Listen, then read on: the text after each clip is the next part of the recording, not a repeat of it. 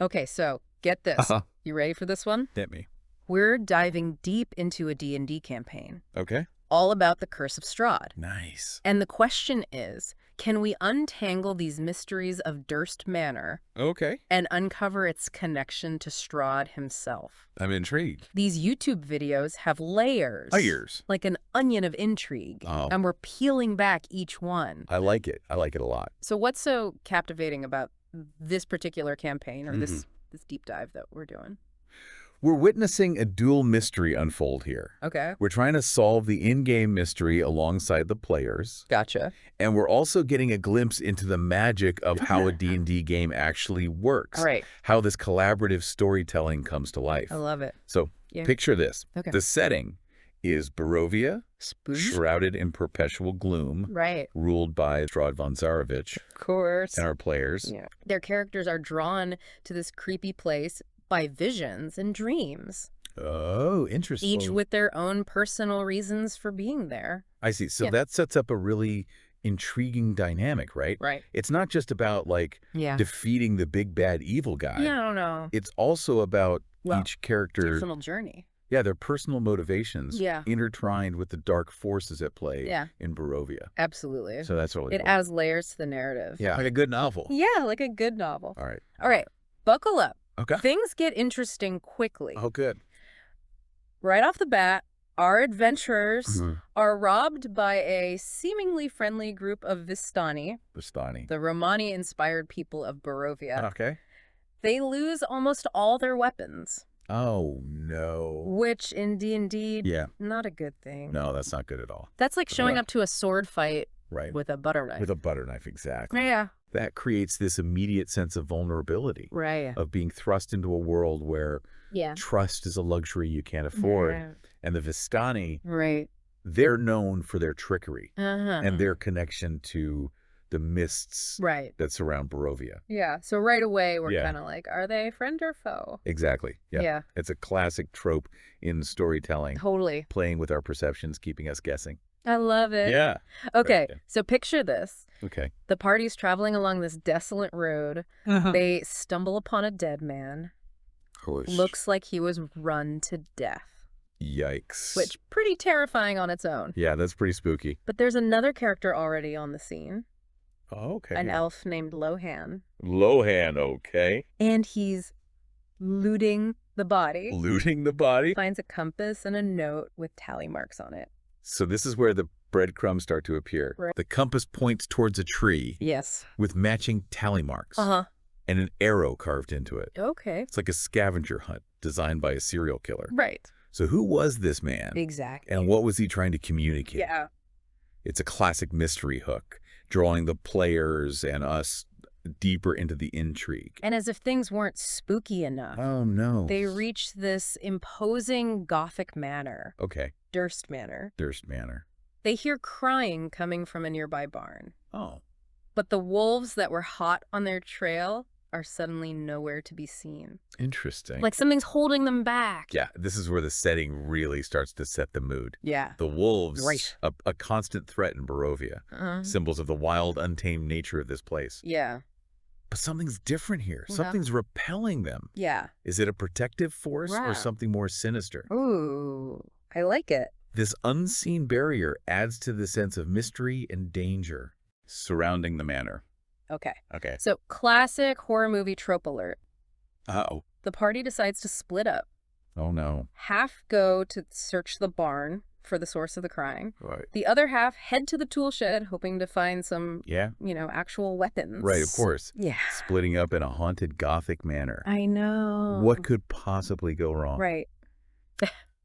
This is classic D&D. And horror movie tactic. Yes, exactly. Right. It creates tension, isolation, and the potential for jump scares. Oh, yeah. It also highlights how important teamwork and communication are. Right. Especially in a hostile environment like Barovia. Absolutely. So good call. So in the barn, they find two terrified kids. Okay. Rose and Thorn Durst. Rose and Thorn. Hiding in the hayloft. Okay. Turns out they're scared out of their wits. Oh. Because their parents and baby brother Walter are missing. Oh, no. And they claim there's a monster in the house. So immediately we're introduced to these innocent victims. Yeah. These children caught in the crosshairs of something dark and sinister. Yeah. It adds a layer of emotional depth to the mystery, Uh-huh. a sense of urgency. Yeah. Like, we got to help these kids. Yeah, we gotta help these kids. Right. Meanwhile, the tool shed crew find more than just rusty tools. They encounter a venomous snake. Oh, come on. Seemingly harmless things can become instruments of harm. Right. The snake also plays to that classic symbolism, you know. Yeah. Danger, deceit, the fall from grace. Totally. It's all there. Yeah. Lurking beneath the surface. Yeah, I love it. Yeah. All right. So the gang manages to regroup, armed with pitchforks. Pitchforks. A whip. A whip? A sledgehammer. Okay. And a handful of cryptic clues. Nice. It's like a medieval Home Alone situation, but way creepier. Way creepier, yeah. They decide to brave the manor itself. Okay. And as they enter, they're met with this eerie silence, this heavy sense of dread. Ooh. And then they see it. What? A pool of dried blood at the foot of the grand staircase. Looks like someone took a nasty tumble.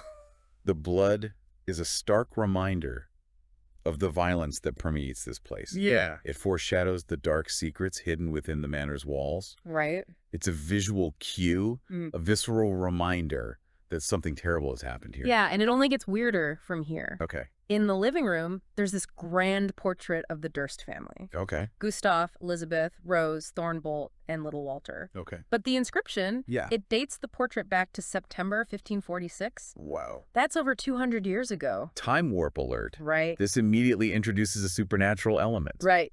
It suggests that time might not flow normally in Barovia. Or that the Durst family is somehow tethered to the unnatural forces at play. Yeah. It's like stepping into a time capsule, but one that's haunted by echoes of the past. Totally. Yeah. The dining room is set for a feast. Okay. But it's deathly quiet. No clinking glasses. Right. No laughter. And then in a closet, they find black robes, a faded invitation to a celebration at Durst Manor. Okay. The date, November 17th, 1548. Whoa. Exactly 200 years ago to the day. Chills. I know. This reinforces the connection to the supernatural. Right. Suggesting that the events of that night might be repeating themselves. Or that the spirits of those who are present are somehow trapped within the manor. Right. It sets up this fascinating premise, like, are they about to relive a tragedy? All right. Oh, man. Hold on. Okay. It gets creepier? It gets creepier. They find a hunter's den, and it's full of disturbing details. Stuffed wolves, including a small brown one, and children's toys, including plush wolves with the names Rose and Thorn stitched on them. Oh, that's creepy. They also find a note addressed to Miss Clara? Miss Clara. But someone's cut out her face from the artwork on the note. Oh, wow. It's like someone wanted to erase her from existence. So this Clara. Yeah. She's becoming a key piece of the puzzle. Right. Who is she? Exactly. And what role did she play in this family's downfall? Right.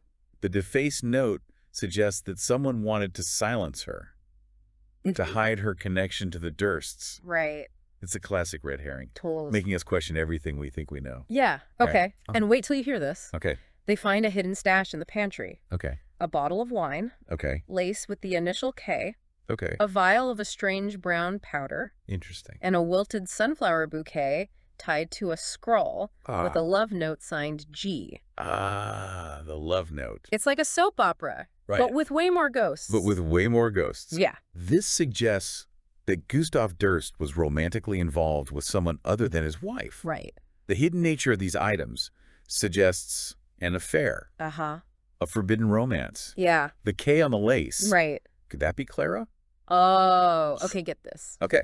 3 of the players, through a combination of knowledge and some insanely good dice rolls, they managed to identify the brown powder as psyllium. Psyllium. An herbal contraceptive. Whoa. Yeah. This changes everything. Right. It confirms that Gustav was not only having an affair, but taking steps to conceal it. Right. It adds a layer of complexity to the relationships within the Durst family. Totally. Was Elizabeth aware of the affair? Right. If so, what did she do about it? So the players are starting to put the pieces together. Gustav Durst was having an affair with a woman named Clara. Right. And Elizabeth might have known about it. Okay. But here's where the tension really ratchets up. One of the players senses an undead presence behind a blood-stained door on the 3rd floor. Oh, this raises the stakes significantly. Right. We've gone from ghostly apparitions and creepy clues to a confirmed undead presence. Yeah. This isn't just a tragic backstory. Yeah. This is an active threat. Right. It suggests that whatever happened in the past is still very much alive. And dangerous. And dangerous. Ooh, I don't like it. Hold on tight. Okay. Because as they make their way to the 3rd floor, Yeah. they find signs of a struggle. Oh. A broken banister, Okay. claw marks in the floor, Oh. my severed finger. This scene paints a horrifying picture. I know. Someone fought for their life here, but ultimately lost. Yeah. It raises the question, who is the victim Right. and who is the aggressor? Yeah. Were they human? Right. Or something more sinister? In the master bedroom, they uncover a letter. Revealing that Elizabeth was planning on getting rid of someone. Oh. And guess who? Who? Yep, probably Clara. So this letter flips the script. Right. Now we have to question Elizabeth's role in all of this. Yeah. Was she driven by jealousy? Right. Or was there something more at play? Right. The mention of basement meetings hints at something darker. Yeah. Something potentially ritualistic. Right. It's like peeling back the layers of an onion, right. revealing more questions than answers. Exactly. And that's where they end the episode. Oh, man. On the verge of entering the room with the undead presence, the tension's so thick you could cut it with a knife. It's a classic cliffhanger, right. leaving us desperate to know what's behind that blood-stained door. I know. What will they face? Yeah. And how does it tie into the larger mystery of the Durst family? Right. And the Curse of Strahd itself. We've already uncovered so much, but there's still so much more to discover. Oh, yeah. The mystery of Durst Manor is far from solved. That's right. And we're just getting started. We're just getting started. We'll pick up the story next time. Okay. And see what awaits our adventurers behind that ominous door. Can't wait. Stay tuned. I'm on the edge of my seat.